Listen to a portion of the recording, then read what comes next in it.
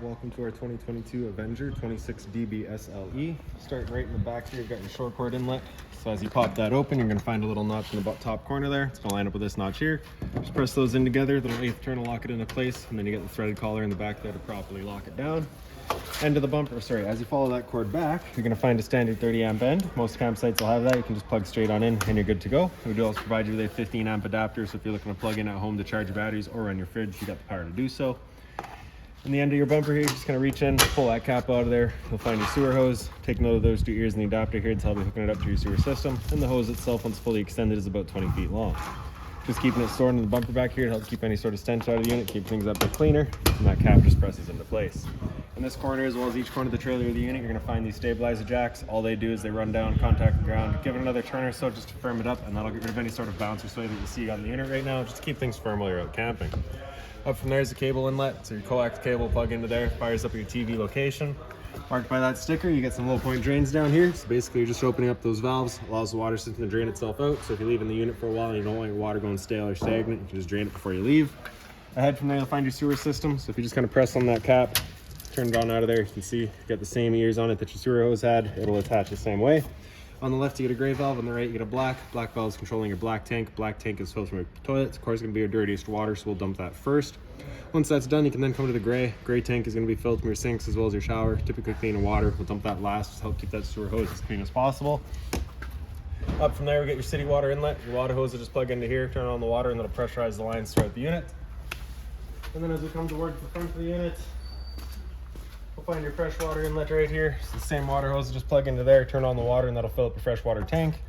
To drain that tank out, it's just this little drain right there. Just open that up, allows it to drain itself out. You know that fresh tank is full once you start seeing water spit out of that vent back there.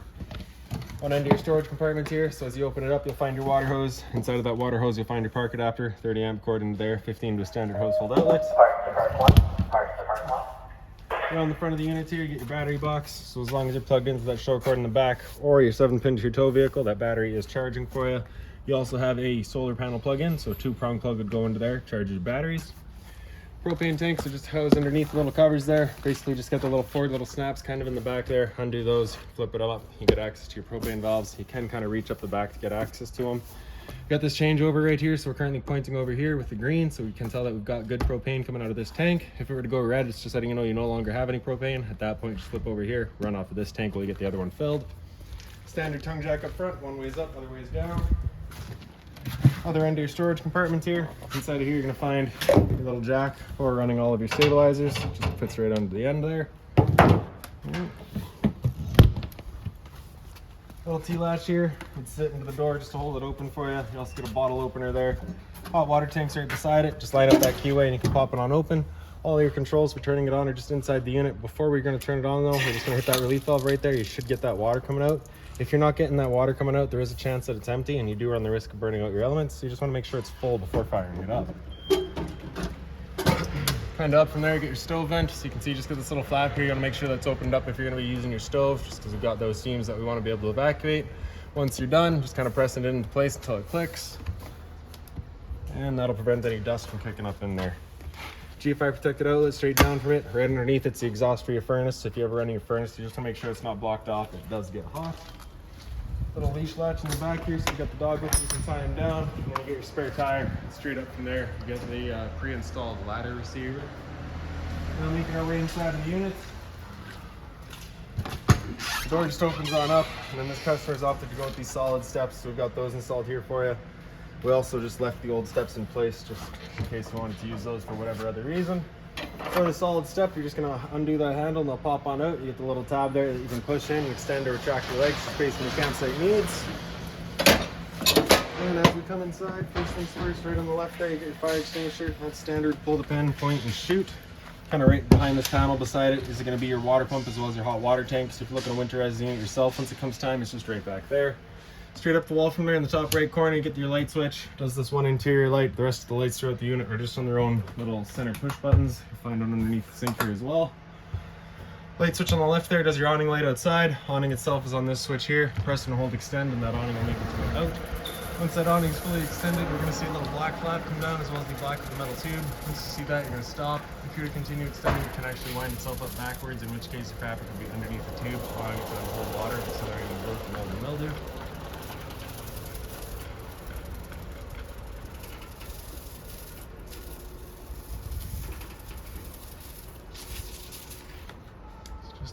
sticky there today, so we'll bring it back in a little bit. There's the flap, and there's the tube, so we'll stop right there. Now if we were to start raining, it's of course going to hold some water anyways. What you can do is grab either arm, front or rear, and just go pull straight down on it. And you can see that changes the pitch of the awning out at the head, allowing water to then run off. Now if you like that angle better, because it does give you more shade, you can do the same thing with the arm up front. Before you bring them back in though, you just want to make sure those arms are back out straight and fully extended, just so you're not running the risk of bending them. Then you're going to press and hold the track, and the awning will make its way back in. Again, you're just watching to make sure that your fabric's over top of the tube. And the last thing to keep in mind with your awning is it does catch a lot of wind, so once you get up to about 15-20 kilometers an hour wind, you want to bring it back in, again, just so you're not running the risk of bending your arms.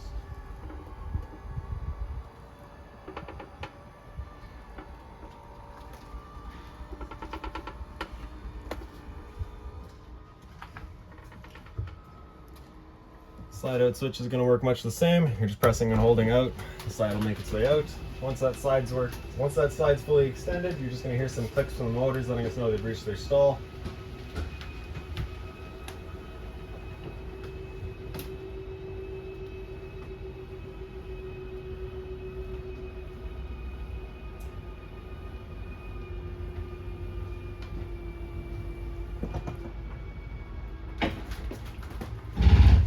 Go into the front bedroom here.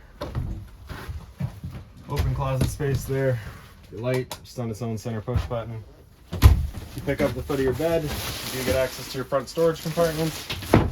Sliding door just has its travel latch right in the back here. TV backers right there. Power outlet for it as well as your cable outlet. You are pre-wired for Wi-Fi as well. Blinds throughout the unit, just kind of sit where you leave them. For the emergency exit here, just pulling this red tab to get rid of the screen. Take this handle here, throw it outside, hop on out. Same sort of closet space here. Open storage across the top, and you also get a little reading light up there as well. Other side of the wall from there, you get your TV backer here. So you can see you got your AV cables there, all hooked into the stereo already. Stereo is pretty straightforward. Power button there is going to turn it on. It's also going to mute it. Press and hold to turn it back off. Zone 1's your inside set, Zone 2's your outside set. Power outlet as well as your antenna outlet here. So your antenna outlet, turning that on, it's just that little button there. Will also help clear up your stereo signal. 12 volt outlet there if you're to go with a 12 volt TV. And then just storage on either side here. Right. And the slide out, center push button there. Same thing up here. Above the dinettes, just on the side. Here. For the dinette, you can see you've currently got it set up as the dinette. If you're to take the table, wiggle it up and out of the legs will then wiggle out of their bases. You'll take the tabletop, it'll sit onto the two ledges there. You'll take your back cushion that's still in the middle, and that'll create your bed. For the couch here, you just got this centerpiece, folds down, gives you cup holders. You can also flip it back up, pick up the base, folds down into your bed. In the kitchen, you get your storage right up top here, and there you're going to find that binder. It's got all of your owner's manuals, any remotes, any keys, anything like that you're going to find right in there. Hot and cold water at the sink, of course. A little bit of storage down underneath it, as well as your drawer space here. Microwave, pretty straightforward. Lights as well as a fan. This is that fan that you want turned on with that flap outside opened up. The bifold cover just flips on back. I'm going to take the knob, push it in over towards high, and then just as you press that knob in, the igniter just goes automatically. Once you're done, just turning it back off, letting it cool down, and we're going to close it off. For this oven, you're going to press oven there, that'll turn on the lights, then you can turn it over to that little flame, open it up, and you get that pilot light going. Once you have it going, you're just going to hold the knob for another seconds, then it'll hold itself. Select your temperature, and then we'll hear a click.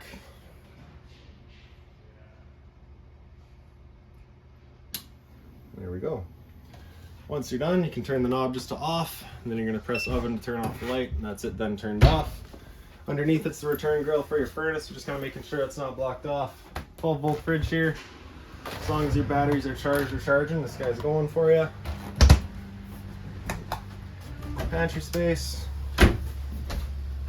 Down underneath it, you get a converter. Press the top and center, it'll pop on open. All of your breakers in the middle there. Whenever breaker breaks, it sits in the center, so just turn it off and then back on to reset it. All of your fuses are on the right side. Whenever a fuse pops, you'll get a little red LED right beside it, letting you know exactly which one went. Right beside all that, we've got your LP detector. Propane's heavier than air, sits on the floor. This guy detects and starts going off like your smoke detector would. Smoke detector is just right here. Right. Into your bunk spaces. Got the little center push button lights on both sides. They're pretty well identical spaces, just the top one gets the window. Then behind us, we've got your kind of bathroom sink, I guess you could call it. So hot and cold water, of course. Got a little stopper there. Storage underneath it. Right by it, you've got your GFI protected outlet. It's a reset in the center. Test is on top.